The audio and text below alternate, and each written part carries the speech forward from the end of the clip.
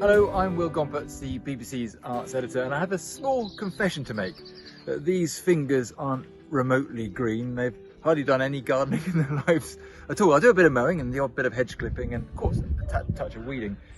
But we're very lucky that we moved into a house which had an amazing garden, that the people who owned it before really designed something incredibly beautiful, far too good for us, but we do our best to try and maintain it.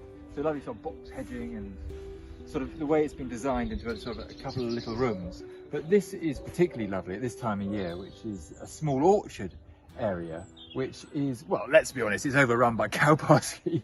But the daffodils are done very well, and there's some fantastic primroses. And just now, at this part of the season, we've got the bluebells coming through, which are just so beautiful, and through this sort of, the hedges come out as well. And now, what we've done to try and counteract the cow parsley is we've planted a rose in there, which hopefully will grow up and then hopefully into the tree where the rose already exists. And we put in some alliums as well, just to give it some height, so when we're sort of sitting looking at it, we can get a sense of an orchard which is in bloom as opposed to completely weeded.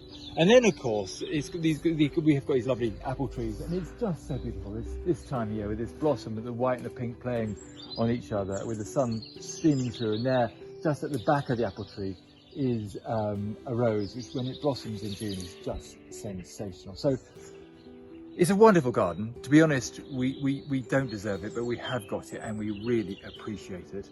And I suppose this is our favourite time of year. It is when Mother Nature is at her very, very best. So, well, I'm just going to get a cup of tea and enjoy it.